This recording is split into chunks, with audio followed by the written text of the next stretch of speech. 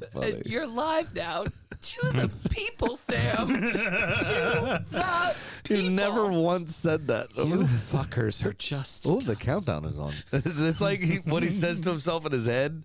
They actually let it come out from what? Oh, we're going live to the people now. It's time to be witty and funny. You're like, who are you talking to, Houston? I am naturally witty and funny, and you can both fuck yourselves. Oh, it's so funny. All right, so the people that are watching, we've been showing Sam, show off your Abby koozie. Not impressed, Abby. Oh, by the way, there's an update on the ounceage. Not impressed, Abby. Okay. And then, I'm not going to do this without seeing. Can you see me? I can't remember where I was in the picture. Let me just Fucking hell. That didn't work. It was too big of a picture. I can't remember where I was. I fucked it up. See, I told you, Graham, I was going to fuck up something really simple. I sent a text to my sister. There we go. You're really simple. Look at that. That's a 4-year-old producer, Mel. Tell me that does not look like Not Impressed Abby. It looks exactly like Not Impressed Abby. So apparently, we now know where she gets it from. I guarantee you, if we find a picture of both my sisters, we have the exact same picture. Us girls at 4, we're just not impressed. Not impressed at all. Not impressed. Jay Blankenship says he can't listen live, yet he's here commenting. Oh, very good. Can't wait to get your take on Fulham's smash and grab at the MX. I actually do have something that I'm going to do in there. Somebody should have contacted the Brighton and Hove Albion Police Department. There was a fucking robbery. Yeah, there was. Oh, I looked at the stats on that one. I was like, how does that happen? That's crazy. We have a smash and grab. We quickly have an update on the ounceage, Melissa. Okay. It's 1 pint, 8 fluid ounces, so it is a deuce 4. Yeah. He holds it up. He goes, well, "This is a pint." It's like the biggest beer I've ever seen in my life. No, it's not. Old German premium lager. No, it's not. I got a good President's Day beer, Sour Me America. And to also celebrate the Republican Party, I've got regular Jesus. The fucking right one. Right. Okay. A porter that tastes like a porter. You know, hey, it is the right one because it's brown. Wow. I didn't even know what to do with that. That's funny. Because newsflash, Jesus wasn't white with blonde hair. No. Because newsflash, Jesus wasn't white with blonde hair. Oh, there's Mel doing the sound check to make sure it's working. Yep. All right, we ready to do a show here, kids? I mean, you're going to start being funny? I think we're going to be funny right off the jump. I'd like to just go back to this Jesus wasn't white thing. See, it was good fun. That was funny. Hello, this is David Geckel from Baltimore, Maryland, and I'm a Leeds United fan. And we're back, bitches, and we're never fucking leaving. And you're listening to the DU Football Show. I'm not so sure about that. Could be in trouble right now. Not looking good. Ooh, I mean, you lost to us for fuck's sake. And we can't score goals when we're like desperately trying, and then we get like something accidental, like, woohoo, we won. Yeah, well, he says it was on purpose. Let's start the show. Born in the land of Bowie, Maryland. Bred to be a fan of fucking Everton. Punch you in the eye and drink your rye. Sam Houston. Sam Houston? Arsenal fans have another Sam. Right day, the fucking Gooner Graham. Stump of a lord. Look straight in shorts. Sam Graham, hey. Sam Graham. Fucking United!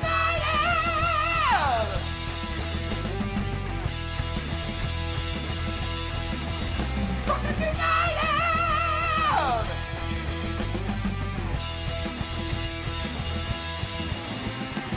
Hello and welcome to the DU Football Show, a completely biased recap of the English Premier League as told by two common American schmucks.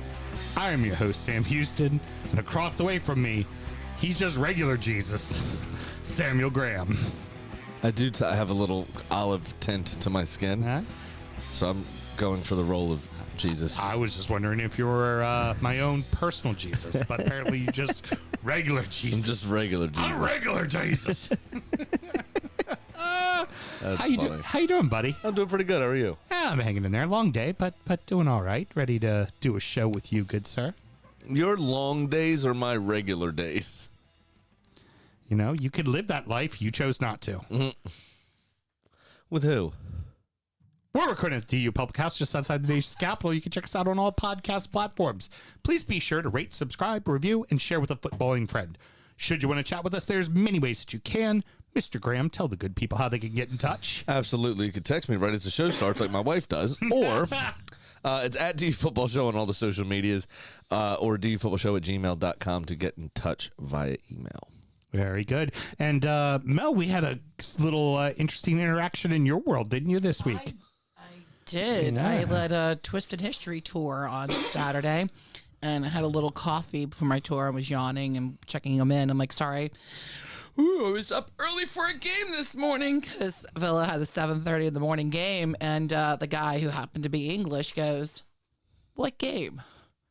I was like, "Oh, football game, English Premier League." He goes, "Who do you support?" And that's when I realized, oh, he's like from the island. Isn't that what they call it?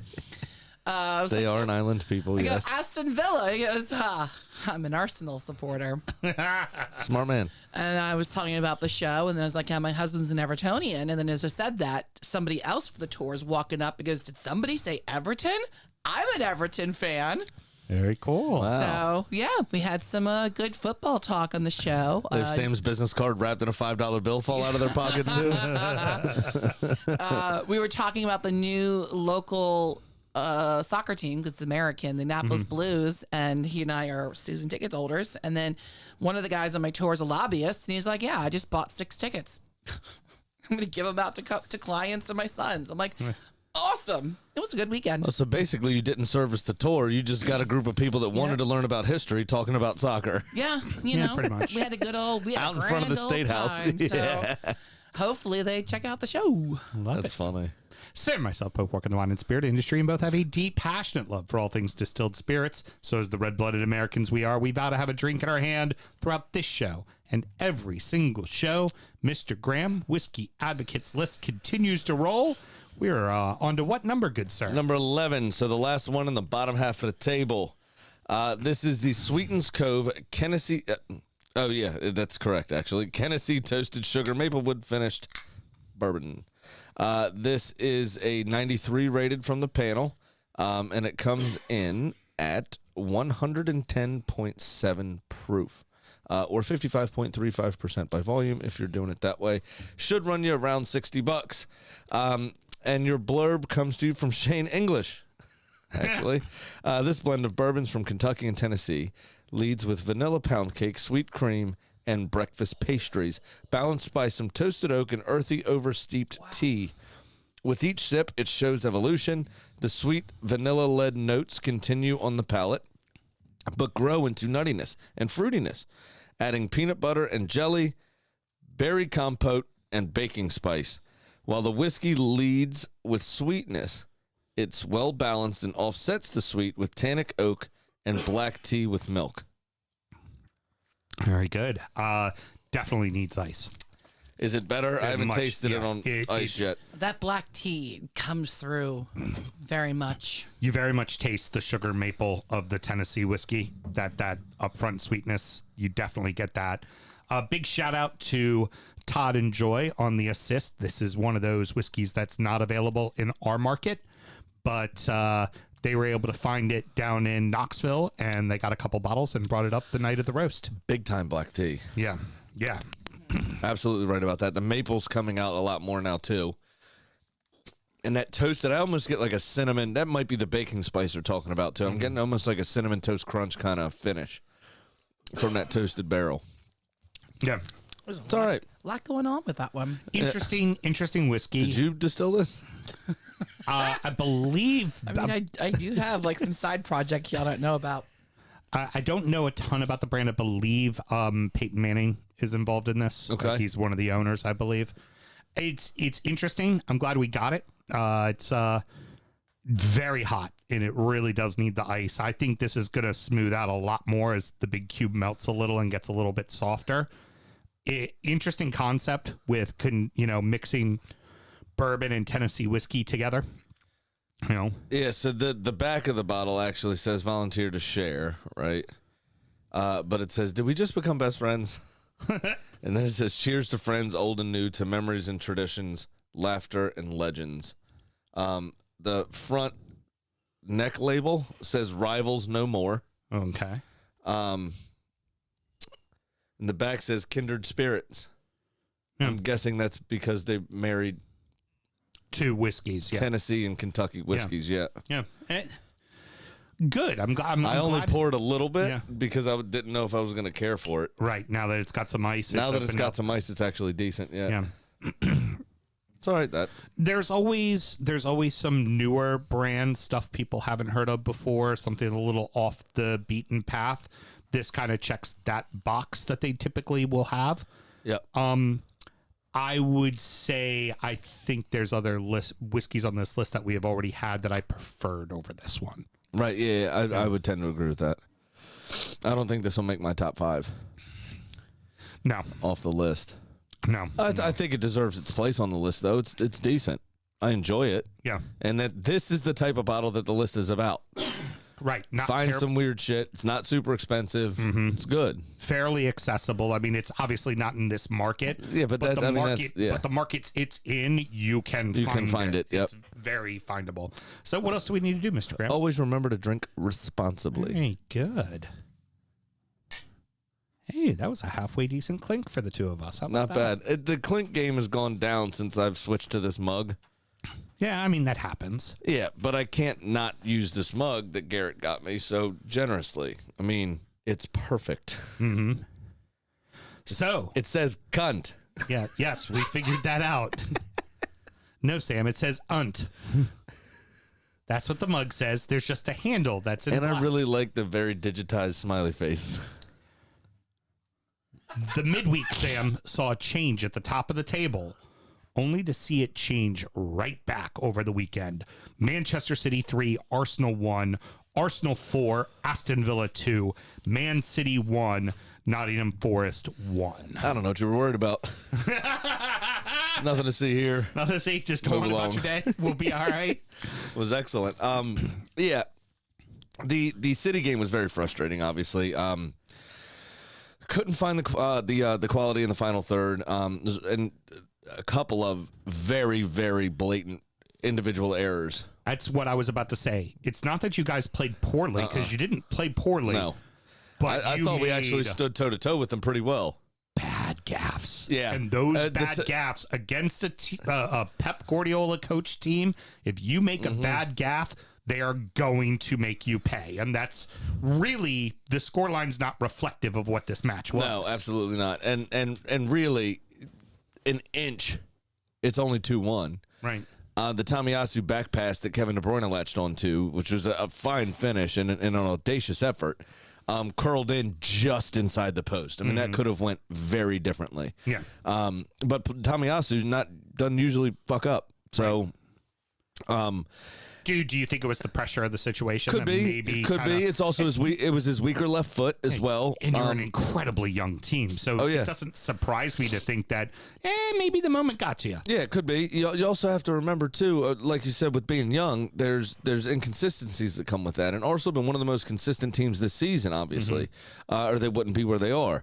So with all the expectations and the hype and the boxes we've been checking along the line, you still got to remember, because it's easy to forget. It's easy to get away from it, that this team's quite young. Yeah. And mistakes can happen. Yeah. You know, a bit of complacency sets in on occasion, or they could overlook an opponent, kind of like they did with you. Yeah. You know, Sean Dyche was there all of fucking 15 minutes, and we let it get to us. You know what I mean? Yeah. It's one of those. It's one of those things.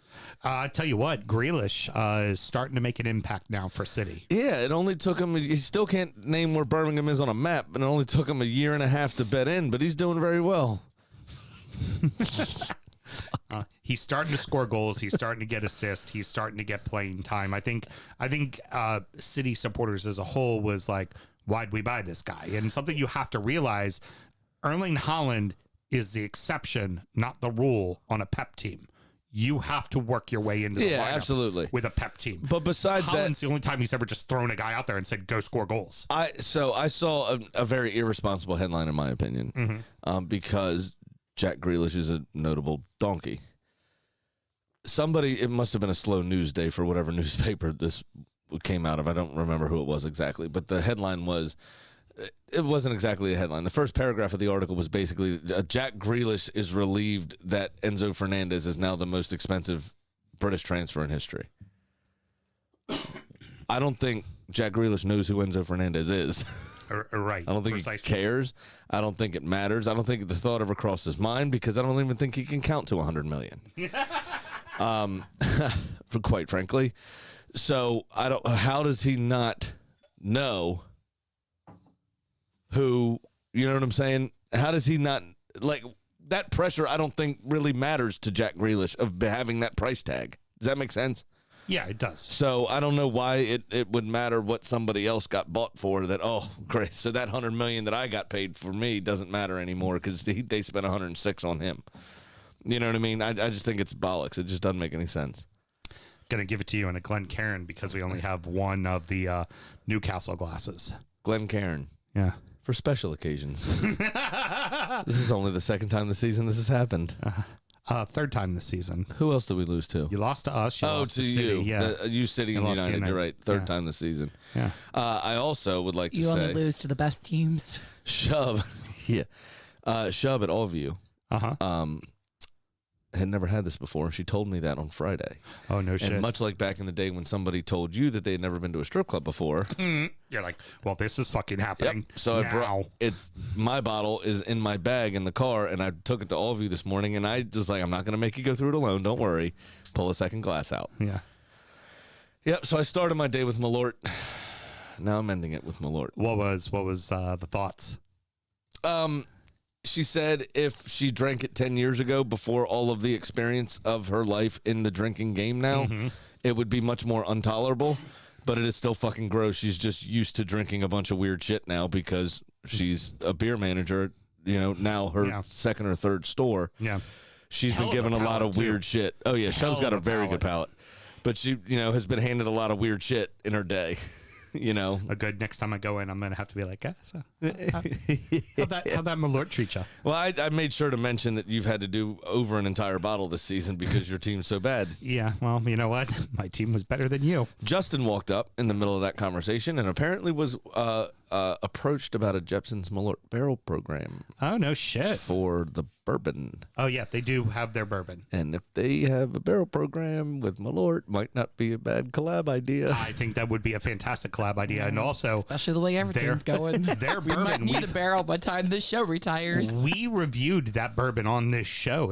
I wasn't here that day, remember? Oh, okay. It's I still have a bottle here in the closet. It's a 6-year-old bourbon. It's 2023. Shouldn't that thing be allowed to come out by now? Yeah.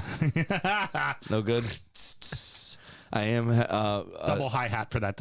I am a father. Yes. Okay. Those jokes are not far away at any one moment.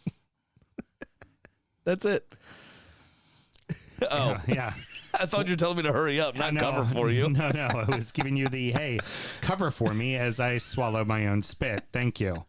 I thought you were saying wrap it up. Hurry up. No. I'm done. That's good. I got my zinger. Wrap it up. Keep it going. Oh, the angle was off. Yeah. You know what else is funny? What's that? That's what Arteta did on Saturday against Villa.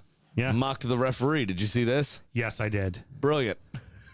Well, you're speaking of that. We'll come on to that in a second, I guess. We can move right on. Yeah, to that, I mean, the City game, it was a frustrating event. So that's pretty much all we have to say. It was a good game. I thought it's just that final ball lacked from us. City pounced on our mistakes like a tiger. But now the tough part is you do have to. The next time you face them, it's in their building. Yeah.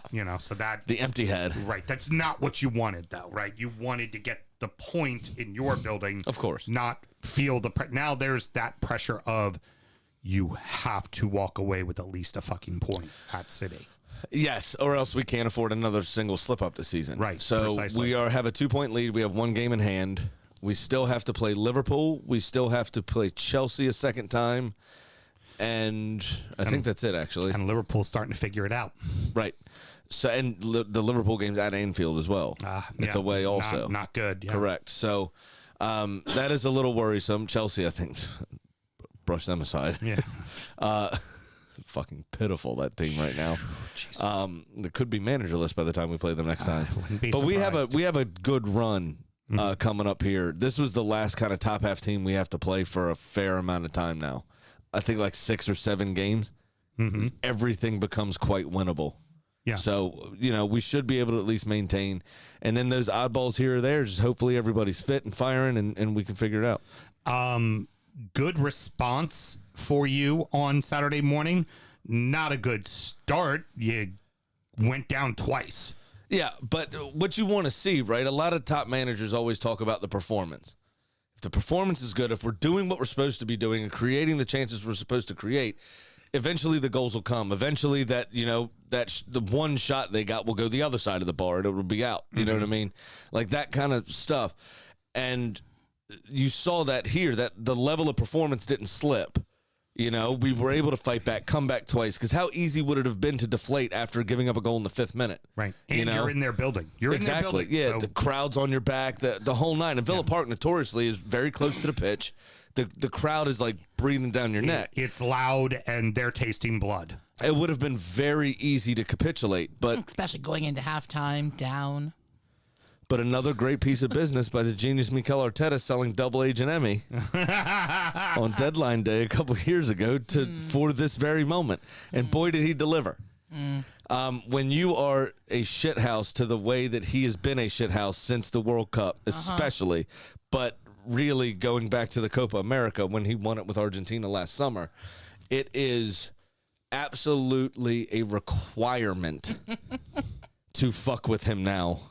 One of the other He did. He definitely opened the door to it. And there was, I got a lot of memes sent to me over the weekend. yes, I tagged you in a few on Facebook. The closed group was quality this I'm weekend. surprised. Quality. I'm surprised that no one from Arsenal grabbed the ball or the Man of the Match award afterwards and did the Golden Glove celebration with it. Oh, Mikel might have been. I really thought of upset it at that. when it happened. I thought of it, and it was pointed out by the lovely people on that other podcast that we listen to that doesn't pay us to plug them. Right. And they thought of it, and I was like, "Yep." I was first thing in my mind was why somebody right didn't there. hold it in front of their dick. So, but all in all, I thought it was a good game. It was unfortunate, and then apparently, this is funny. Unai Emery. In his post-match said, I've never once told a goalkeeper to go up for a corner ever. I don't know why he did that. Yeah. He said he thought it was probably a personal vendetta that obviously making them. I mean, it Makes really sense. wasn't even a mistake, honestly. He went for a ball as he should have went for a ball, and there was an unfortunate situation. I mean, he didn't even hit the ground. The ball had already cannoned off his head. Right. I mean, but what a sweet hit by Jorginho. Jorginho. I mean, honestly, the hit deserved a goal. And the one before that, he gotten beaten on the near post. That's why when you were saying earlier that after the World Cup, all the teams are going to come signing, I'm like, no, he's great at PKs. He's great at shithousery. He's fine at everything else. Honestly, I think there's 2 keepers ahead of him on the wish list for most teams. Nick Pope? Oh, no. Well, Not anymore. We'll get to Nick Pope. It's Not going to anymore. be it's going to be Jordan Pickford because he's England's #1, and in all likelihood, even if Everton stay up, I have a feeling Pickford's going to want to go play Champions League ball. And the other one that I think Keylor Navas. it's going to get more play than Emmy would. David Raya at Brentford. Oh, Sanchez, too. Both of them, I think, He's- are excellent. Raya has not signed an extension. Raya wants out. Manchester United's apparently interested in him. Yeah, Raya wants out. But there is, but I think still winning your continental tournament, notoriously as difficult as Europe and South America. Yeah, true. And then winning the World Cup, which is the most difficult football tournament in the world.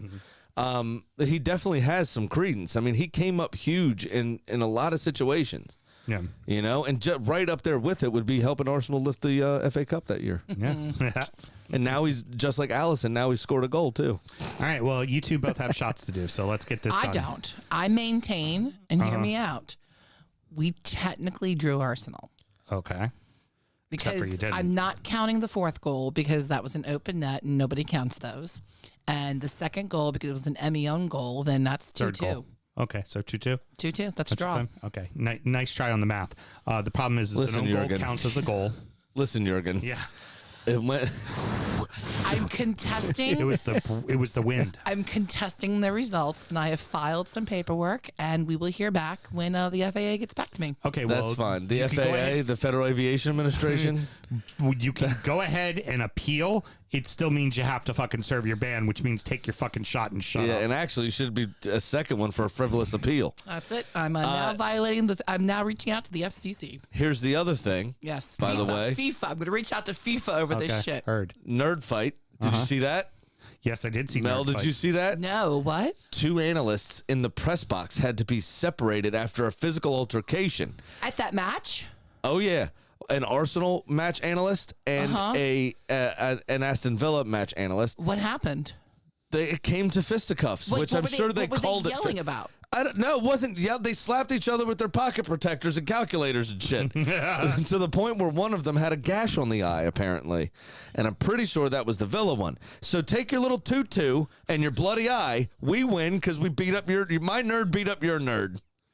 Cheers. I was gonna say, would y'all shut up and do the fucking shot already? I do enough of them. At least I fucking throw it back right away. You all are like, hey, man, yeah, no, it's not a real score. It was really 2-2. No, I'm going to say 20 stories and not take my shot. What I I have no love problem is doing the shot. what I love is that everybody watching on video, which by the way we go live at 7 p.m. every Monday, could see That's me good, whore. take that shot without a flinch, versus Graham, who definitely winced. No, I didn't. Not till after. Video evidence. It was well after the fact. I already said 2 sentences. You care if I'm going to cut you with my pocket protector. I'll gash your eye out. There is something about the city ground in Forest. There's Special. something about that ground.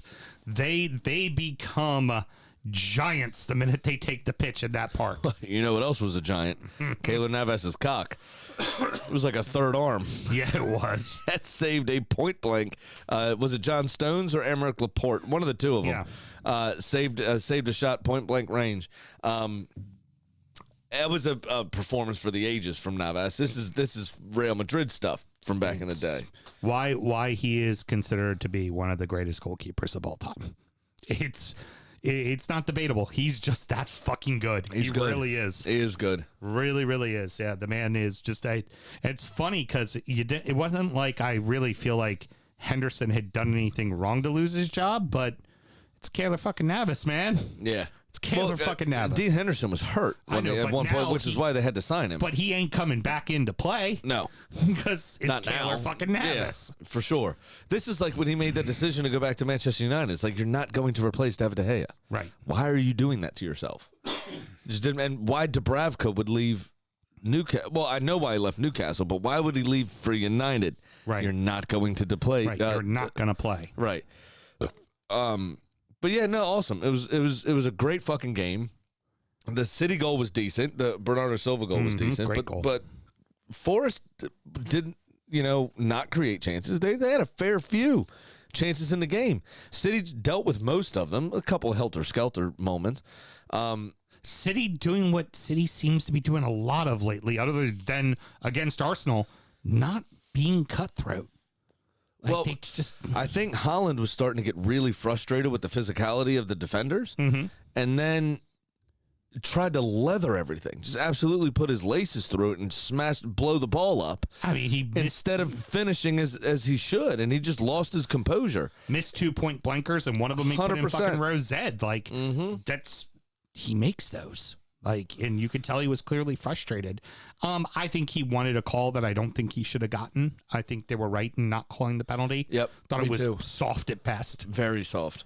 Agreed. Totally agree. But when you're a player and you're not, things aren't going your way, you start to feel like you're being hard done, and you look for that. Like you go ahead and try to get the soft penalty because you're not getting it any other way. So you just try to and manipulate the system a little, and it just didn't work. Sure, Navas tried that with his wife later, but because of the save, couldn't do it. Because after a save like that, probably couldn't get Wood. No. But his team could right there at the end. No, what a fantastic pass. Yep. And a Chris Wood tap in. And pretty much every Forest fan that criticized the signing had to eat humble pie. Yeah. And had to, he saved us here. And he did. He came up huge. And that's one of those games. I know we say, for the most part, for teams that are in relegation battle, it's not the... Who's that from? Just now. I'll show this to Houston. Christian just posted that. Irregular Jesus. Taylor in the comments, speaking of your Jesus hair, said, that checks out. That's what people say when they see Graham's hair. Jesus. Sorry, I didn't mean to interrupt. Oh, but you're that perfect. You're perfectly fine. Hey, it's leave it to little stroke and battery recharge to fuck with Graham. It's like just how it goes, man. Little stroke. And the Energizer Bunny. Yep. Oh, fucking Duracell over there. Like we said, teams that are in the relegation zone that get like the win, like the Everton beating Arsenal thing. Like you said, that's the icing. It's not the cake. But in a case where you're a team, you're on the outs, you're fairly safe currently, but you've slipped a little bit in the table, and this is the kind of game that does save your season and does keep you up. Now they've got some hard games coming up. I believe they got Liverpool next, but they might be doing just Force enough. have West Ham next. Oh, I'm sorry. They might be doing just enough to stay up, man. They really might be. And then they've got you after that, actually. Yeah, I know they got us in their building, and that's after we have to play you in the midweek. Yes. I have a feeling when we play you in the midweek, somebody's going to hurt the real and bad. I have a feeling we don't care. Yep. You shouldn't care. I have a feeling that it's going to be, we need to go get points at Forest, which is not an easy thing to do. Exactly right. And if... God, I nailed some spit. Forest are up to 13th. Yeah. All of a sudden, 25 points with a minus 20 goal differential. Oh, they need that to is keep that far and away the worst in that area of the from 10th through 16th. That is the worst goal differential. Yep. So but they're on 25 points. They're flying right now by their standards at the moment. But they need to keep that point lead because they don't want to get into goal against. No, discussion. they can't. They're in trouble. They can't big time. Yeah, 100%.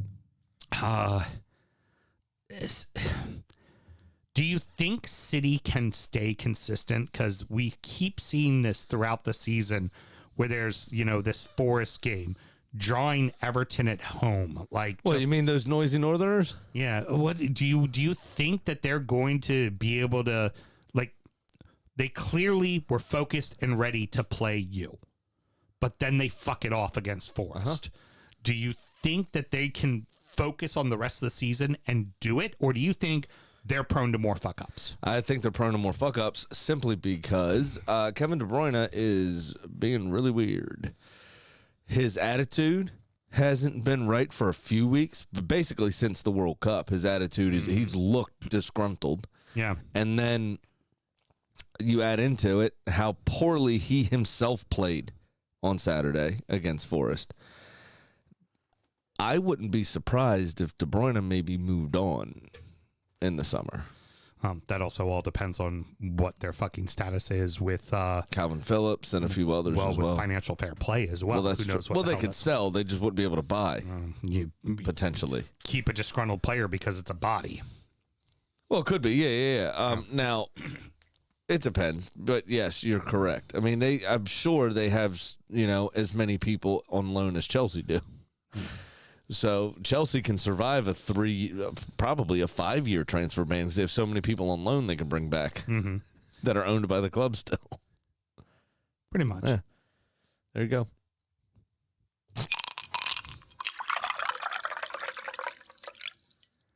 For the first time in 8 years, all three clubs in the bottom got victories, and all three of them by the same scoreline.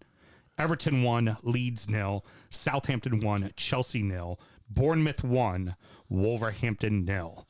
Chippy affair at Goodison, man. Chippy affair. I want to say and I've reserved the right to go way over on the amount of time allotted for Newcastle because Alan Giannis has escaped a bullet here with as banter club as they were this past weekend. Mm-hmm. The fact that 3 1-0s from the bottom teams got in before that game. Yeah. I reserve the right to make full fun of him in the last segment. Oh, I was just gonna say that Oso is anything but Oso. That's for damn sure. If you look at the lines for the most part. Fuck that. Yeah. Yeah. So y'all's game was pitiful. Oh yeah. It was god awful. What a fucking goal, though. There were 2 moments that really sparked in this game for me. One was Seamus Coleman's goal, who maintains that he actually meant to do it. He said he had a hip problem, and he knew that he wasn't going to be able to wrap his foot around it for a cross, so he thought, I'll just have a shot. I think that's a lot of emotions to go through in that very short span of time from running down the field. Yeah. And at his age, if he's got a hip problem, how's he moving that fast in the first place? Well, I'll couple that, too, with the fact that he did look up. There was nobody in the box. Oh, bro, that's true, but Meslier was also out of position. Why the hell are you lining up to cut off a cross when there's no one there to cross to? Mm-hmm. Like, why aren't that? It's very much a, what were you thinking, Meslier? It really was. He's a lot like Lloris. Is that whole French, goalkeeper kind of status quo, really. Mm-hmm. Very good shot stopper. Pretty decent most days. Prone to a big gaff. And this was another one. Oh, absolutely. He got beat 23 yards from goal on the right side, literally, by the sideline. But a fantastic cross shot that ended up in the back of the net. That's the only. I scored a goal. The only goal I scored in college was similar to that. Mm-hmm. Was a cross that the wind got hold of and took it in. Yeah. What was the second thing you had for the? Don't fuck with the Americans. We've been trying to tell y'all that for fucking years. Those okay? two are feisty. The FBI, the CIA, you don't fuck with Americans abroad. Okay? You get it now? Mm-hmm. Dwight McNeil had to be coddled by a fat steward. Yeah. To save his life because Tyler Adams was choking him against the advertising hoarding. The joke around all the Everton boards has been, there's the headlock. There was an actual headlock because of the whole Denise Baxterdale saying. Oh, yeah, that's funny. Yeah. Where I want to know what Decore was losing his mind about.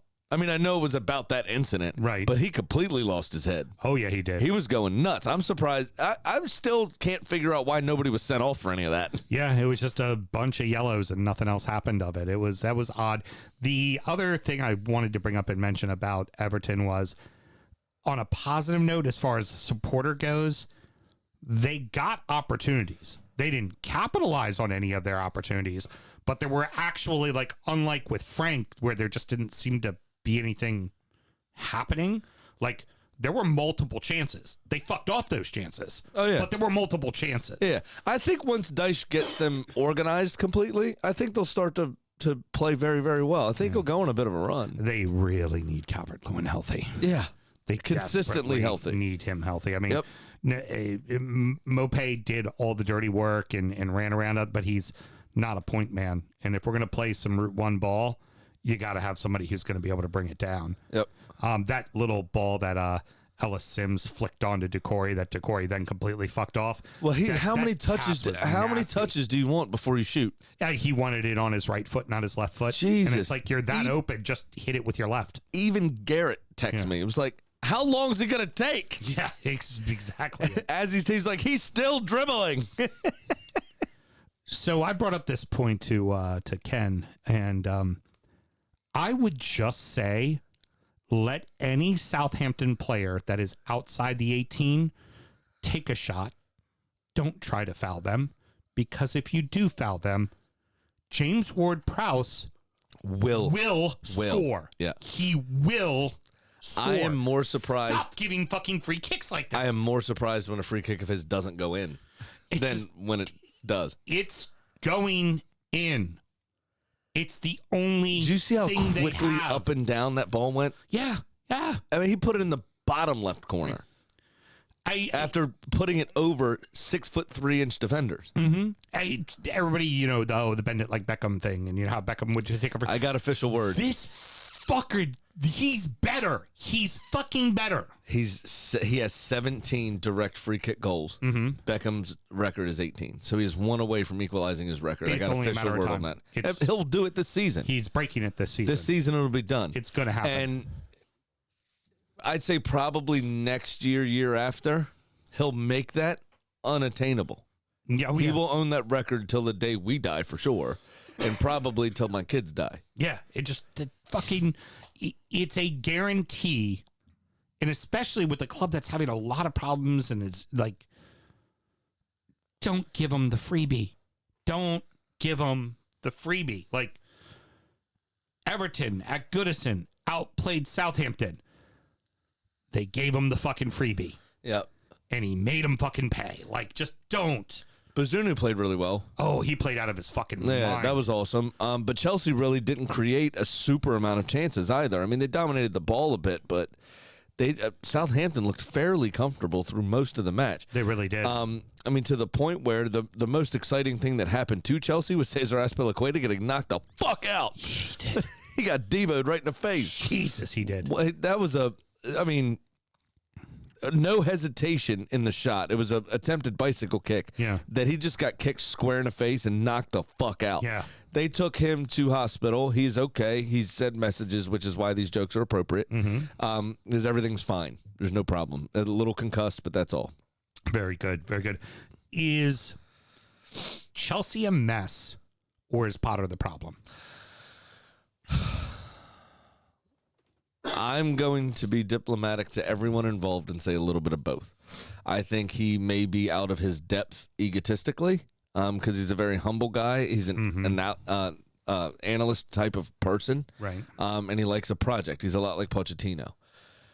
But I think he lacks the charisma and the big-headedness. Like, if you look at the top end of the Premier League right now, you've got Jurgen Klopp, you've got Pep Guardiola, you've got Mikel Arteta, you've got even Eddie Howe to a certain extent. He can be a little feisty in interviews and stuff, but you have a lot of really emotionally led managers.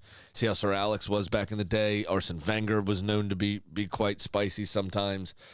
You have these giant personalities that go along with their nerdiness about the game. Right. Potter doesn't have that. Yeah. And I thought it was always going to be a struggle coming from little old Brighton, you know, as it was coming from Ostersunds in the first place from Sweden. Yeah. To manage the egos and to do this, that, the other. And in a team where you're paying no less than 60, 70 million per player, there's ego attached to that. And I'm not sure that he has the ability to deal with those egos and keep everybody happy. How much longer does this go on? I don't know. I really don't. Listen, the only thing we have to go on is the Dodgers because of that's the only other sports team the Bowleys have owned. Right. And old Todd was very patient with that manager. He's been there, 7 years, you said, I think. Yeah. Because they're one of your biggest rivals for the San Francisco Giants, right? Yep, absolutely. So he stuck with that manager through thick and thin and gave him time. Baseball fans are not like footy fans. Football's a very different beast. Yeah, it is. And I worry for Graham Potter, I really do, especially how reactive Todd Bowley seems to be just in general. Cherries get a huge fucking win. And why aren't we surprised that when they get a win like this, it's because Treviner and Solanke are back in the lineup and healthy. They are that important to that team. Absolutely. Yes, they are. Absolutely 100% they are. Wolves really missed an opportunity here to put a little distance between them and the bottom. Absolutely. And in their building, too. That's the thing. At the Molineux. But they have such a problem scoring goals. Now, they've done better since Lopetegui's been in charge. Yeah. But they're still one of the lower scorers in the Premier League, including his time in charge. Yeah. So I just don't know. I don't know. That's what should we make of Wolves is exactly what my question was. Then the follow-up question. I don't know. I accidentally answered it. I don't know. This team could end up still being in a relegation fight. They really could. Yeah, 100% they could. Absolutely. Especially with Leicester going on the run they've been on the last few games, seemingly getting their shit together. You got you guys. Leeds are kind of falling down. Southampton put some points on the board here. West Ham is too good of a team to be in fucking 18th Don't place say right that. now. The ferryman can work his magic. Don't but say still, that. they're too good to be in the relegation zone. They're too talented of a team to be there, and so those are some clubs that are better than Wolves. And I just you see Wolves get that 3-0 win against Liverpool, and it's like, great. Again, what's the icing and what's the cake? They got to be like that every time at home. They really got to be. They got to make it a electric fortress. at home. Absolutely, 100%. I mean, Forest will stay in the league because they've turned the City Ground into a fortress. Everton stayed in the league last year because Goodison was a fucking fortress. Exactly. You're starting to feel like now under Dyche, winning 2 of 3, and those 2 were at home. Goodison's back to being a fortress. Yep. The Molyneux has to be a fucking fortress, man. It really has to be. And it just isn't at the moment. They just got to figure out a way to score more goals is ultimately what it boils down to. Yeah. They have to find a way to score goals. You can't win the footballs if you don't score the goals. Fucking crazy to think that all 3 teams in the drop all got wins all on Saturday. That's wild. It was really, that never fucking, again, it's been 8 fucking years since that's happened. Normally somebody slips up. Was it, I think, Lil' Kim? You could do it, put your ass into it. Yeah. You could do it, put your hip into it.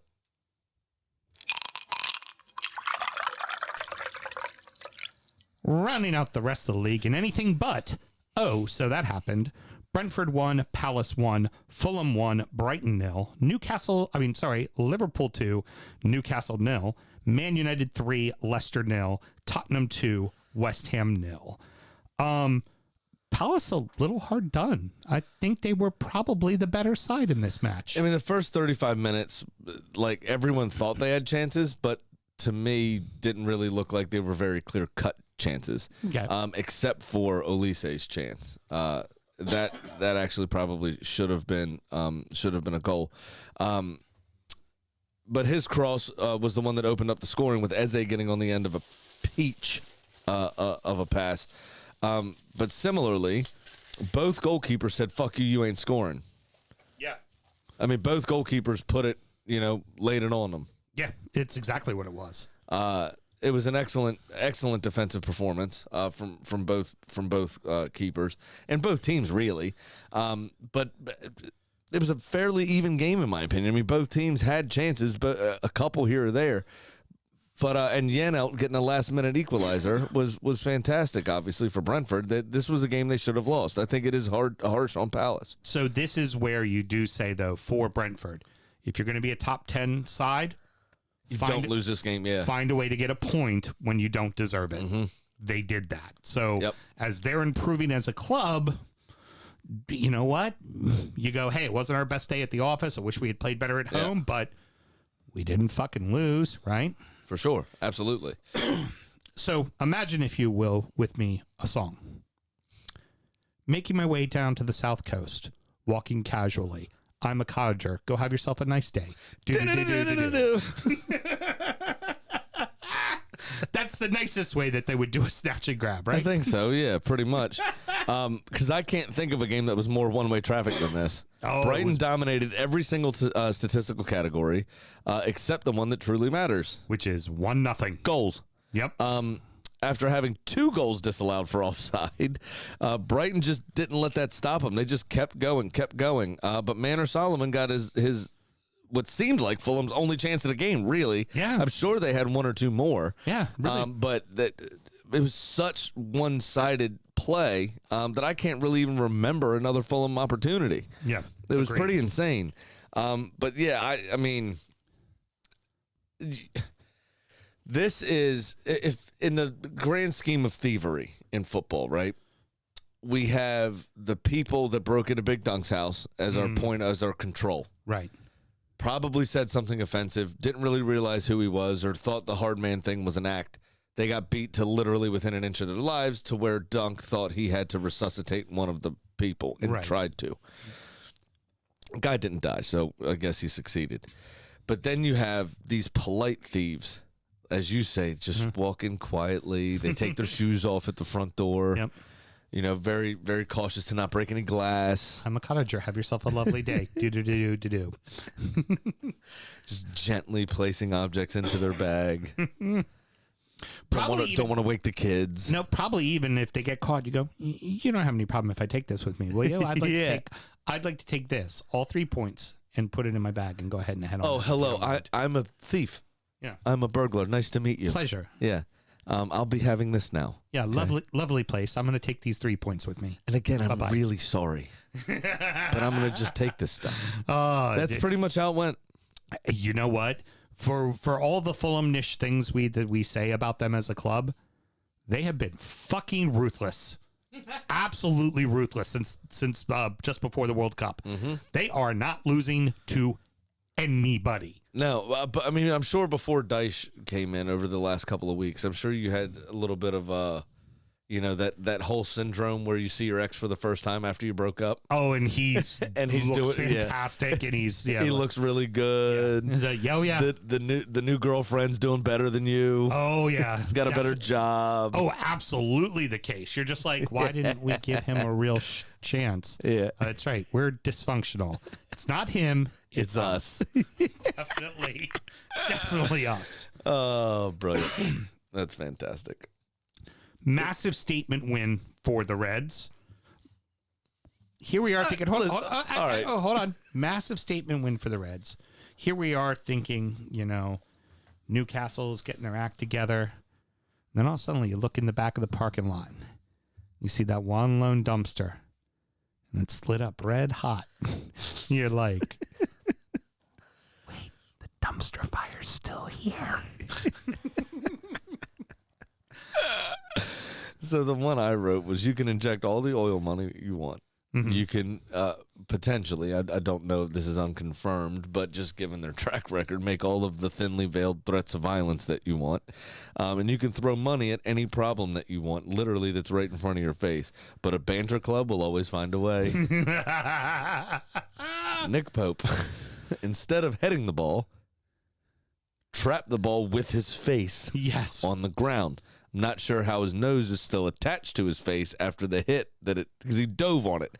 Very I was strange. just wondering, why didn't he just throw a whopper at it? That would have gotten more accomplished than what he did.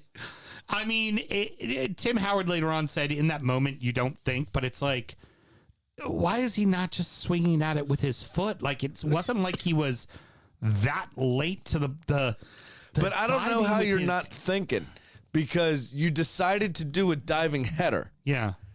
So in the span of why am I face planted on the ground and let me grab this ball in front of me? Right. What disconnect happened where you didn't remember what the fuck was going on? And in why we say it is still the banter club, still the dumpster fire, because then, and this ultimately ended up losing because in fantasy, Keith had Dubravka. Dubravka didn't give up a goal, and he went for more than 60 minutes. So he got a shutout. Yeah. Great. Okay, so we don't have Pope for the League Cup final. Oh, wait, we sent Dubravka to United, who is now cup tied to United. Yep. Who do they play in the League Cup? Who do they play in the League Cup final, though? Manchester United, yeah. Yeah, if it was any other club, no, he would have still been cup tied. It Yeah. still would have been cup tied because you can't in the cups you can't represent two teams in the same competition. Yeah, so Nick Pope misses the final, obviously the first choice keeper. Then you have Dubravka who's cup tied. But the biggest bit that makes it funnier is the third choice goalkeeper who they bought because Carl Darlow is injured. Yep. Is none other than Liverpool fuck up Loris Karius. Yes, that we all know from the Champions League final against Madrid. Real Madrid, yeah, whose life was ruined as a result of that game, essentially, and ended up in obscurity in Turkey, not really playing for a mid-table side in that country. Right. There is apparently a push to try to get the red card overturned. The problem with that is He handled the also, ball. actually, there's another facet to this. In his post-game, Eddie Howe said, it seemed harsh at the time for that red card to be given. But I don't really know the rules around this one. You're the manager, mate. Yeah. You should probably know the fucking rules of the game. You're the manager of a fourth place club team. And, It took a while. It's like they've been saving up all the banter to just let out at 1 minute. all at once. You remember when you were a virgin? Mm-hmm. all those many moons ago, Sam, Yes, for you? yes, many moons ago. And you were building up to your first sexcapade? Yep. And then it lasted all of 2 seconds and you exploded everywhere? Yep. That's what's happening right now. Oh, yeah. They got into the Champions League places, and they were thrusting in and out between third and fourth. Uh-huh. And then, pow! All the banter comes at once. Yep. And banter, while fun, is brilliant in both your eyes and ears. Because I love seeing it, and I love hearing all about it. I got a banter controversy about Liverpool. Okay. Liverpool, to remind you, I had to write this down. They won the Sports Positive 2022 award for greenest club for their commitment to sustainability. Their buses run on sustainable fuels. So why did they fly 33-minute flight, 147 minutes from Newcastle back to Liverpool? Klopp said the Premier League made him do it. They made him do Well, it? no, but they put him in an impossible situation since they faced Real Madrid in 72 hours. Oh, so he had to fly So we back. can't drive a 3-hour, we can't make a 3-hour bus trip. No, they had to fly because he wanted his players to have maximum rest, and so they're being roasted over this sustainable choice. Well, you know what's also quite funny is Forest Green Rovers are actually like the most sustainable club in England. They have a 0 carbon footprint, apparently. Big Dunk is now the manager of them. And when asked about all of this stuff, we talked about it last week, but I didn't know potatoes were vegan. Yep. Brilliant. And somebody posted a photo after Dunk's comments of just a piece of turf on a plate that said vegan cheesecake. Or Big Dunk's version of vegan cheesecake or whatever. It's just like a thing of grass. It's just funny. Brilliant. Oh, it's so good. I'm so glad Newcastle are back. Mr. Graham, by the way, you Make said Newcastle banter again. you wanted to bust Alan's balls, but give it up to Alan. Him and the missus will be at Wembley this weekend. They Wait. are flying out. They are going to Wembley. That's fucking awesome. Good for them. They can see Loris Carey's fuck up in person. And I hope, because he featured for them, he will get a medal if Manchester United win. Oh, I hope Dubravka walks across that stage. He won't. But in an ultimate power move as to why, because he was a good goalkeeper. Yeah. Is a good goalkeeper. Yeah. Why you won't and fuck, the other thing, Newcastle goalkeepers is the one thing about Newcastle, even under Mike Ashley, you didn't have to worry about. right. So why they would buy Nick Pope and offend Dubravka to the point where he goes out on loan, gets cup tied to the team they're playing in the final, right? Then they can't play the other guy, the Pope, because of the red card. It's all very meta. I'm loving it. It's beautiful. If I was Dubravka, I would walk up there in my suit Right.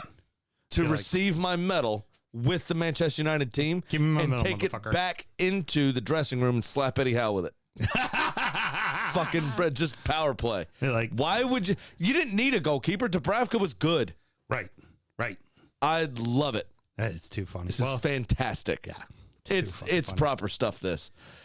It's proper stuff. This, and you know who else?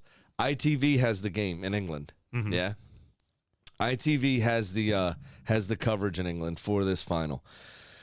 Do you know who? Because Jules Breach is actually hosting the coverage of the final for ITV. Do you know who her two guests are as analysts? And this is ITV properly taking the piss because she said she didn't find out about it until this morning. Who is it? Peter Schmeichel and Shea Given, two fucking goalkeepers. An embarrassment of riches from ITV Yeah. when Newcastle is struggling the way they are. To find a keeper to play the It match. is priceless. This, I feel like I'm in the middle of a MasterCard commercial. This is fucking priceless. The cost of admission, £72. The cost of flights for Allen, $3,000 round trip. The cost of watching Loris Karius drop a ball in another cup final, priceless. Yeah. United dominate. Rashford is fucking rolling. But oh, wait. I didn't know people were allowed to kick people in the fucking knee with spikes up, and apparently that doesn't get a red card. Yeah. Completely changes the game. Of course it does. That should have been a red. Definitely. Should have been a sending off. Same. How can you tell me that VAR is looking at things fair and rationally when the freeze frame you have is a cleat up going directly into a person's knee? How can you justify that that is not violent conduct and that is not a red card? I mean, how can you look at that and not say that that's not a red card? We all agree that VAR, everything looks worse in slow motion. We all agree that is the case. You would hope that they took the context of the game into consideration, and the context of that particular movement into consideration. But they've already shown in the past that they don't. Right. So I don't know why they didn't do it, but there definitely, I think, should have been a red card shown here. Look, I'll go back to it. Alon against Newcastle. He came through, got a fair tackle, but because his leg swung through at the end, they changed it from a yellow card to a red card, and they overanalyzed the fuck of looking at that on VAR. And here you have... 2 weeks ago, they didn't even draw the fucking lines of the Arsenal game for an offside. Yeah. And then in the Brighton game, they drew the lines, but it was on the wrong fucking player. Right. So what is VAR doing? Right. You have replays. You have the benefit of taking as much time as you need to figure it the fuck out. Do we think that maybe VAR was a mistake? Yeah, I've been thought that. Yeah. I hate it. Yeah. But they want to do it. There's a ton of money involved. I understand it. But there's absolutely no reason for the failures that are happening. Then get it fucking right. Yeah. I mean, look at the NFL. They get it right. Yeah. What? Send over a fucking consultant. Help them. NFL may overanalyze it a little too much, I think, at times, but they ultimately get it right. Yeah. 100%. There's one or two calls. The NHL gets it right. The NBA gets it right now. Yeah. The NBA. I saw a VAR decision in the NBA the other day that involved a scrap, a fight. Everton could have used this. The referee physically stood there watching the replay with a fucking notepad. Right. And he had headphones on in communication with the NBA offices for an assisted referee also looking at the same shit. Right. And then they compared notes at the end of it. And then he talked to the rest of his referee crew to come up with a decision on who to eject. Yeah. Fair enough. Come on. It's not that difficult. It really isn't that difficult to fucking do. Rashford is playing fucking amazing right now. Probably the best striker in England at the moment. The moment. I was going to say there's obviously pieces that need to be fixed on United. I would say, you could probably improve the midfield a little bit. Well, you have Eriksen hurt. You have Casemiro suspended because he choked out that other dude, Will Hughes, the other day. Casper, the friendly midfielder. Yeah. So I think United's midfield's okay. They're going to need reinforcements. So Casemiro's, 31, 32? Yeah, of course. So they're going to need, despite looking 12 years old, they're going to on his second life. Exactly. He's on the Duracell plan like Christian is. He needs to. They're going to need to reinvest because Fred, I don't think, is the future. Right. No way. He's serviceable, but he's McTominay, I don't think is the future. Yeah. I think they're both at best backups. Yeah. That you bring them in when you're trying to lock down the midfield at the end of a game. They can give you 2 or 3 in a row maybe, but consistently they're going to make mistakes if they play too often. That all this being said, and Jadon Sancho with a good goal as well, by the way. Leicester, I thought, it wasn't exactly a bad performance. Again, it was, they failed to capitalize on any opportunity they had in the opening probably 18, 20 minutes. Yeah. And then United had enough time to grow into the game and start to assert themselves. But Leicester weren't without chances. They always looked a threat going forward. And on a different day, I think they finished those chances off. And we're talking about a different story. I thought this was very flattering for United. I wrote down this question, but I'm going to go ahead and answer it. Who are the Foxes? Their offense. If the offense isn't clicking, they're going to lose.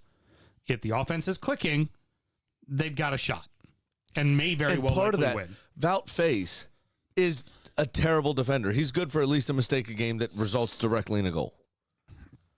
Yeah. Yeah, he really. But then he slides on a ball that's put in he dives about 2 yards too early and somehow gets a toe to it. I don't know how he does what he does, but he's either brilliant or calamitous, and there's nothing in between. He can't just have a quiet game. Yeah, very true. And that's Absolutely not a agree. good thing for a defender. No. I played central defense in college, right? And the last thing I wanted was anybody talking about me. No. If I did my job correctly, everything looked smooth, was distributed correctly, and I didn't have to do any last-ditch defending. Right, because you did your job I correctly. did my job the right way, and I was in the right positions, and it looked easy. But every week we're standing here talking about him and Doug, Oh, yeah. and it ain't good. It's no, not it's good. Not. It's not good at all. Spurs move into the Champions League spot, and the Irons now find themselves in the relegation battle. Ultimately, as you said earlier, I think West Ham will be able to figure this out. I think David Moyes doesn't know what his best team is, which is why he continues to change it. I think Skamaka has been a bust. I hate to say it, Smokey, but I fucking told you so. I think Antonio is finding form again and confidence again after being dropped for Skamaka. But you also can't expect him to just start rattling off goals. Well, that's when what I'm he's saying. been on the He's bench got to forever. he's got to find his form again. Right. But you also have the goals are, not obviously here because they were shut out, but in the previous few games where they have scored a goal here or there, they've been shared around by the team. Fornals, I think, got one a few weeks ago. You had Bowen getting one. That might be it. To be Suchek scored one, I think, too. Mm-hmm. But my point is they've always been a team that's shared around the goals, and that's how they, achieved the heights of last season and the season before that, making the Europa League and then going all the way to the final. They just need to find the net again. They just need to get that confidence back. I think selling Craig Dawson was a huge mistake, my opinion. Agreed. I thought he brought a sense of calm to the back line that they haven't seen since he left. Well, and Zuma still hasn't been 100%, so it's like, why do you let Dawson go when you kind of needed that depth in the team? It doesn't make sense. And Dawson also, I think, despite the thinning hair, I think Craig Dawson makes them a more attractive team. So why go from, having a pussy licker and a pussy kicker in the same side to just a pussy kicker? It's a stretch. It's a stretch at best. Sure money. Fuck's sake. Yeah. There was like a weird Steven Tyler reference going on in my head also with the Lick-a-lot-a-puss dinosaur joke. Just didn't work for you. Nah. Even I'll admit that one wasn't They don't great. all land. What can we say? That's funny. Kind of like Harry Kane's penalty from the World Cup. Still hasn't come down. Wait. All right. I am down 2,300 United States dollars. Glad you clarified the currency. 24 weeks of the season. We don't make bets on the first season. That means I am 0 for 23. You are slock. You're just killing it. The worst part is, in real money betting, I'm making money still. Yeah. I'm doing all right. Yeah.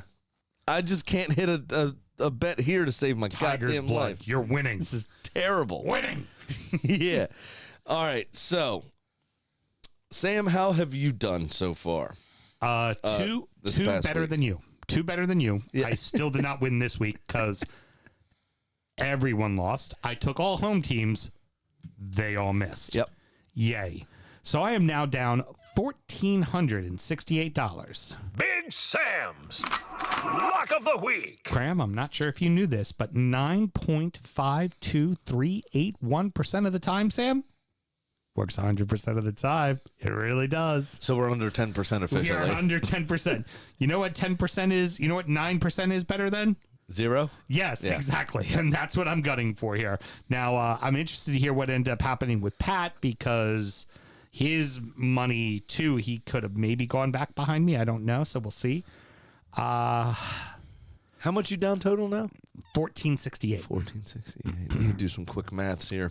All right. Well, you tried to go for the gusto last week, and it didn't work out for you. I am taking a 2-leg parlay. I am taking Fulham to beat Wolves, and I'm taking Arsenal to beat the Foxes at plus 285. I just want to take away a chip. I need to stop going for it. I hear you. Okay. That works. Should be all right. Yep. Very I good. think that'll hit, except for Mm-hmm. I have 2 of those games as well, which means we're probably going to lose. Very good. Very good. Do we have our friend Patrick go? Has he stayed And awake now, this week? It's time for our degenerate gambling friend Pat's Pick of the Week. Hey, Sleeping Beauty, how are you? I knew you were going to give me shit about that. Yeah, so I'm going to bed at 8:30. We started this segment at 8:18. Technically, you should have still been fucking awake. Okay? I hear you. The Super Bowl was a long, long night. Did you all have a good Super Bowl? Yeah, it was fine. No, Had I good fucking food. didn't actually. Uh-oh. Yeah, I had a 10-leg parlay, a 9-leg parlay, and an 8-leg parlay that built on top of each other, and every goddamn thing hit except Patrick Mahomes' passing yards. Oh, yeah, I think everybody. I mean, I had one with, over 250 or over 200? I had it over 300. It averaged 315 during the season and like 325 or 330 during the playoffs. Wow. Yeah, I just do what you average. Just hit 300. You're good. 9-way parlay. Yeah, and 8 legs hit. 8 legs of it hit. I had $60 in bets to win $1,400 and change on the Super Bowl, and fucking Was there any bets at the Super Bowl? one thing I should have been able to bank on fucked. Pat just asked you, is there anything you could have cashed out on? No. No. Because he went out for a little bit with the working on his ankle, for that, what was it, 4 plays or something. He went out and they suspended the cash out at that point because they didn't think he was coming back in. And then magically he decides he can run for 40 yards. Yeah. Fucking prick. Fucking prick. Yeah, that's okay, because all my bets that I made before the game were hit, like the over and things like that. But then I gambled all that away on bets during the game that did not hit.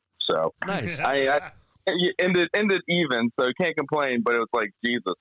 I mean, I was only $60 down, so it's not the end of the world, obviously. But Oh no, it's just a bit ridiculous. But that's what I've started doing, actually, is betting a bunch of props of just for people to do what they average. And because I end up with a 7 or an 8 leg parlay, I get good odds. And I normally hit. Because just do what you average, and you're good to go. So you bet 60, and Pat over here goes, well, you know what? My kids are going to need to pick up a good old blue-collar trade because they ain't going to fucking I college. think I can only afford Lincoln Tech. Jesus Christ. All right, Pat, I need to know what you're doing this week, my friend, in the English Premier League betting sphere. Oh, right. Well, Sam was just wondering how it turned out for me last week, and it did not turn out well. Losing 4 out of 5. I am down to $1,631. Not good gambling. So I am so fuck it this week. I'm doing a 4-game parlay. I mean, who cares? Yeah, fuck it.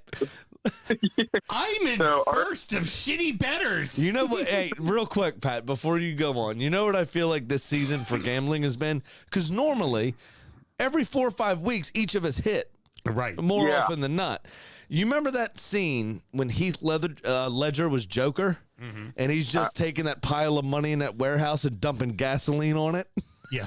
And then Batman's like, what are you doing? Sorry, it's Christian Bale. What are you doing? And he lights that match and just tosses it and goes, I just don't care. Ah! That's us. Yeah, Fuck that it. is us. Just, you know what? Let's bet the fucking house. Yeah, let's bet every game. Let's parlay them. Right. Put it all. All right. So what do you got this week? All right, so I'm going to take Arsenal over Leicester, Everton over Villa, Leeds over Southampton, and Liverpool over Palace for 100. That'll pay off at 1340. So that Terrible with money. Yeah. So you So can I eat up know- most of your losses if that hits. Yeah, but it's not going to, so don't worry about it. But Yeah. and it won't even wait to the last game to not hit. It'll just not hit on the first game of the morning, and the bet will be dead from then on. That's how it's been rolling. So Right. Yeah, that's Not true. good gambling. Yeah. No, definitely not. We've pushed like 4 Adam buttons. Do we owe him any money? No. All right, good. tell him we don't have it. yeah, We gotta pay our bookies off. Yeah. All right, man. Hey, well, in honor of you being awake this weekend, I just wanted to tell you something. All right. I've got a four-way parlay as well. But mine Grammy folding. is a bit sensible. I'm down 2,300, as I said, but I've got Fulham over Wolves, which I think, same as you, that'll happen. Arsenal over Leicester as well. I think same thing. Vout Face is not going to be able to deal with us. Right. City over Bournemouth, because somebody going to get hurt real bad. Oh, yeah. And then I've got Liverpool to beat Crystal Palace as well. That is plus $769. So I can eat up a bit of my debt, put myself in the mix since both of you were about down 1,600. Right, right. So I can get back into the game. We'll all be within 50, 60, $80 of each other. You know, one bet hits, somebody now has a $600 lead. I'm now down about $1,500. If I hit mine, I end up being down about $1,200. Yeah, right. So, we're in the mix. Right. One bet hits, we can change the lead, actually, for a change. Exactly. So, yeah, I'm doing something rather sensible, it seems. But again, I did that this past weekend with all those home teams and got fucking nothing. All three of my home teams fucking lost. So we'll see what happens here. Yeah, it does not work out well for us. No, not at all. You know who's on a bit of a fucking run right now? And I'm surprised she hasn't gone and flown the coop. Kitty the chicken. What, you mean taking that money and just fucking bounce? Well, I guess I should unmute myself. Yes, you should. I even filled to make her push the button. Yeah. So, Kitty is on a big slide and has lost 4 in a row. Four so in a row. Sits Damn. at 10 and 12. So this week, I gave Kitty Liverpool traveling to Crystal Palace. Christenbull. So Kitty went through an old shoebox and pulled me out a Kodak. You know, one of those from a disposable camera. So it must have been an older photo. It was a picture of her on Steven Gerrard's shoulder back in Istanbul in 2005. Christenbull. The old comeback, yeah. Clearly, he wasn't alone. He had Kitty there. But he was on both his feet. Now, it's obvious that Kitty doesn't see Liverpool slipping up this weekend, and she's picking them to defeat Bergeon's, not Nicole's, Bergeon's Crystal Palace. See what I did there? Liverpool slipping up this weekend. That's nice. Gerrard. It's not bad. Not being alone. It's not bad. Sometimes I do some really brilliant writing. I mean, Kitty does some really brilliant writing.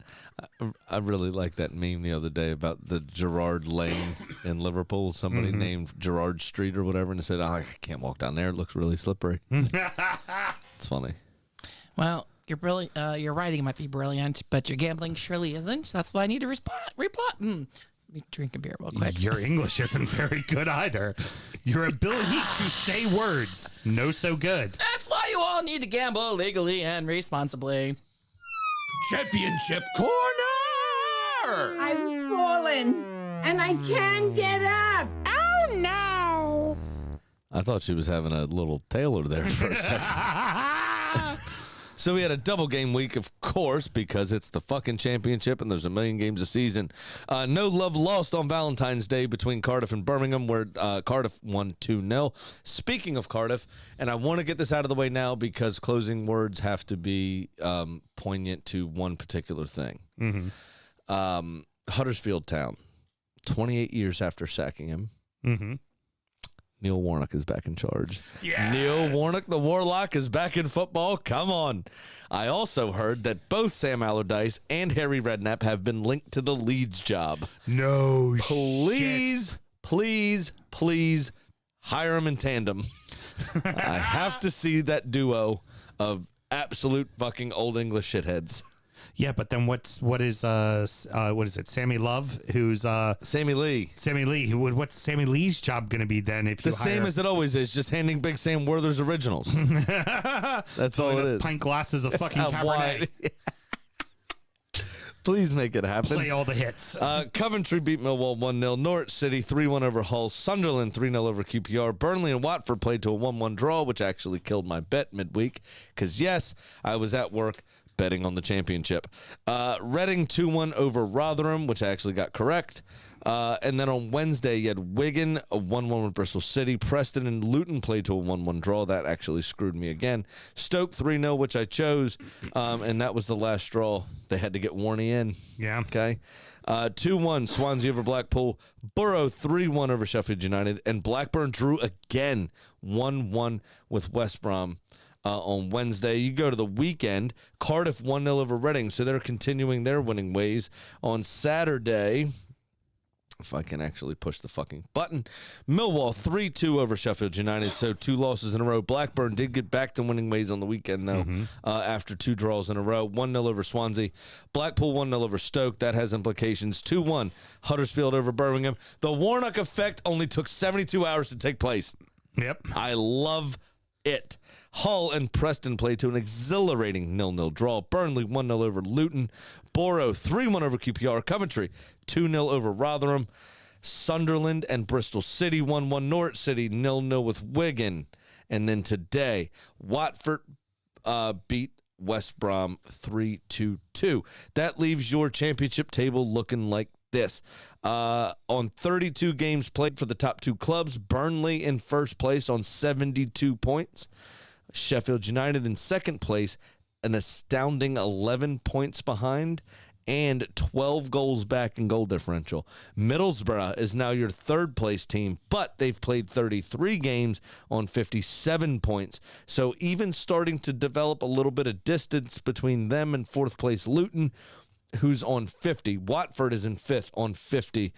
Both of those have single-digit goal difference in the positive. Luton +7, Watford +4. Sunderland are in sixth with a +13, rounding out your playoff places on 49 points, but tied with them, only back on goal difference, are Millwall with a +7 on 49 and Blackburn with a -3 on 49.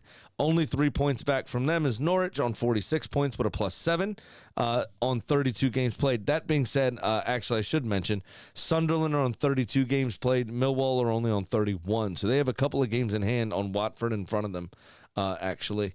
And for Millwall, they have a game in hand on Luton as well. Going back down to West Brom in 10th on 45 on 32 games, Coventry on 45 on 32 games, and Swansea on 42, as are Hull and Preston North End. So you have from 5th through on 50 points Watford, down through to 14th Preston North End on 42 points, where everyone behind Watford has a game in hand. Wow. Okay. So there are a lot of teams still in the mix because there's 24 teams in the division, which means 48 games for the season. Most teams are on about 32 games played. So there's still a hell of a lot of points up for grabs. Absolutely. Absolutely. And not a lot separating those playoff teams. All the way down, as I said, to 14th. You win 2 games in a row, all of a sudden you're in a fucking conversation.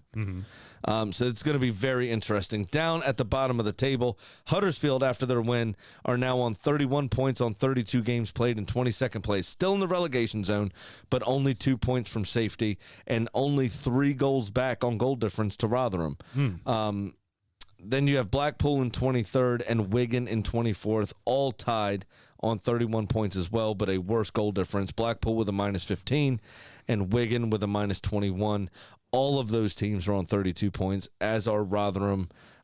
Now, all of those teams, though, Cardiff is in trouble, Neil Warnock's former haunts, because they're on 33 games played, 35 points on the table and a -11. So they're right in the mix with that goal difference. And if everyone below them wins their game in hand, they're only a point out of the relegation zone. Oh, wow. God damn. Fuck.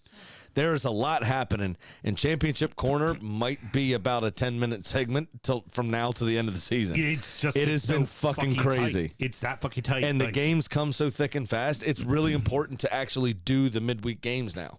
Right. Where early in the season, there's so many games to come. I normally only talk about the weekend. Right. But now there's so much shit happening.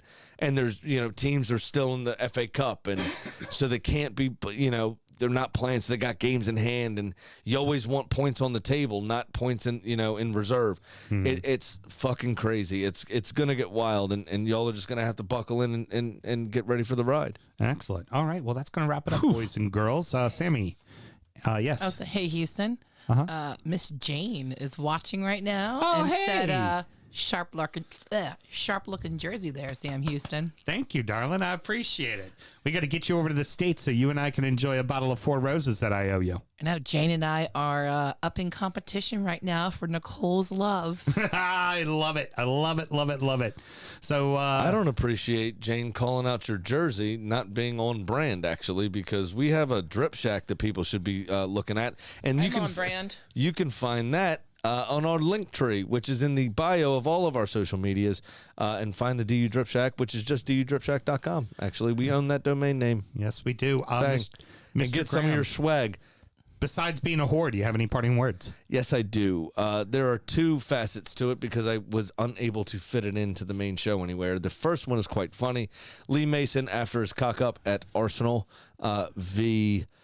Brentford, and his failure to draw the lines for the offside, he has left by mutual consent the VAR gig that he had after he retired from on-field refereeing. So do you leave and we pay you, or do we fire you and you fuck off? Well, I guess I'm leaving. Guess they have to check VAR for the answer to that one. Yeah, sorry, I drew the minus sign in the wrong spot. You can fire me. Anyway, so yeah, he's gone, which is good. Doesn't help, this weekend City's result helped ease that pain a bit. But those 3 points were massive with City having lost to Spurs. You would have just gone back up to a 5-point lead instead of a 2-point lead. Exactly. Yeah, that's a tough one. With a game in hand still, yeah. Which would have been huge. Would have allowed us 2 slip-ups, yeah. If we needed them. Anyway, so that happened, but more sad, more tragic, more upsetting. I haven't checked the veracity of that this particular facet of the story. But Christian Atsu, formerly, I believe, in Newcastle United. Newcastle, he did a loan spell at Everton as well.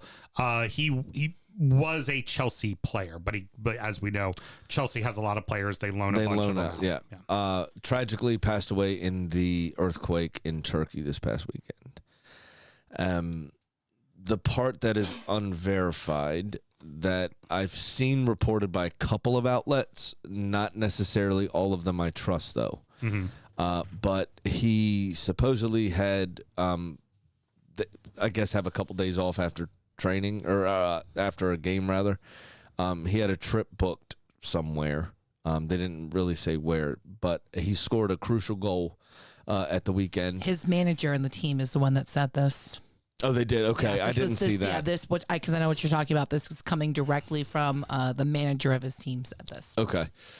He supposedly had a trip booked and didn't take it because he scored a goal and wanted to stay back and celebrate with his team. He was going to go to Ghana. Yeah, he was going home. He did a tremendous amount of charity work in Ghana, and it would not surprise me if he was going back to check in on some of the things that he pays for back home. And decided to stay and celebrate with his teammates instead because of the goal that he scored and what he did, and ends up passing away at 31 years old in a terrible, terrible, terrible earthquake situation that has implications all through the country of Turkey with builders, with government inspectors, with a lot of people that are taking are receiving blame for having stuff not up to code and not having stuff done properly. Well, in a spot where there was 10 buildings, 5 were still completely standing with no issue, and 5 were completely rubbled collapsed, on the ground. So it would naturally bring around some questions. Correct, and it's a very, very tragic situation. By all accounts, a lovely person, a good trainer, professional, through and through. Christian Atsu, and just an all-around lovely bloke. No real reason to hate him for anything. And a ton of charity work, as I said, back in Ghana. Paid for a ton of surgeries for underprivileged children that had terrible diseases and ailments, and just a very sad thing. I'm sorry, Mel. It's okay. His coach had also added on to that he died on one of the happiest days, and to take comfort with that. Yeah, for sure. I mean, when I lost my nephew after 3 hours, was very premature. I'm a lot like Elton John in that way. I do pretty decent with the old kind of sagely saying in times of tragedy for whatever reason. And my brother got one of those kind of live, laugh, love signs painted, but of what I said. Okay. And I said, you could take great comfort from your child only ever knowing your love, and that's it about this world. Mm-hmm. That's the only thing that kid knew. For 3 hours, he only knew his parents' love. Yep. Didn't know anything else about the world and the shit that we go through and the shit that we deal with and the shit place that it's become sometimes. And so he got that. You only, you died the happiest child because you only knew our love. And Christian Atsu, scoring this goal, super important for the club and everything else. Just one of the happiest days of his life. Cancels a trip home because of it to celebrate with his team and to be with his, people there in Turkey and for this to happen. And basically it to be a result of other people that didn't do their jobs correctly and the government not inspecting things properly, which there's a whole other host of issues with. Right. Surrounding the president of Turkey and everything else, which is partially what ended Mesut Ozil's career, which also he retired last week. Didn't even know it. Huh. Go figure. Saw that midweek. Yep. It just, the whole thing is very, very, very sad. And it just, it doesn't, it means something to the people that believe in it, but it ultimately, doesn't do anything here. Necessarily, because I still believe that we all have free will, but there's just the utmost thoughts and prayers to his family and for strength and to get through this and the people that look up to him in his home country and everywhere around the world that know who this man is and what he's done, just Godspeed to them. May his fellow countrymen continue to live on his legacy and make him remembered for all the good that he's done for their people. That's the key thing. Absolutely. Thank you so much for joining us, boys and girls. Next up is going to be Injury Time, where we're going to talk about the beers we were drinking. By the way, it's Bourbon County Beer Review Week from Goose Island. That's right. So pay your $5. Listen to us chat about the last 4 years of Bourbon County releases. Yep. Going to check in on our adopted clubs and our fantasy leagues. And then, of course, we're going to preview the weekend's action. Should somebody want to find Injury Time, how they go about doing it, Mr. Graham? Absolutely. It is patreon.com/Robbio//DU Football Show. You just sign up to that one beautiful, sexy $5 tier, and you get all of our extra content. That is Sound Check, which is our actual sound check. Sometimes you can't even hear it. That's usually when Sam's on the ones and twos. When you can hear it, Melissa's in town. Not wrong. Nah, that's right. Not wrong. But actually correct. But yeah, you guys figured out before the main show. That's all that matters. We normally just catch up on a weekend, talk about things from our personal lives. There's sometimes seals get fucked. You never know what's going to happen there. Then you have Injury Time, which is our preview show, as Sam said, of the upcoming weekend's action, or sometimes the FA Cup action, depending on what's going on and what the calendar brings. Sometimes it's movie reviews because there's an international break and we don't have anything to fucking talk about. Precisely. But you always get a show, and that's what matters. Your $5 goes to something. So make sure you sign up and check us out. We think it's pretty good. Occasionally you get a video too. You threw in 3 extra sentences just to make sure we went over an hour 30. Till next week, everybody. I do what I can, mate. Good night.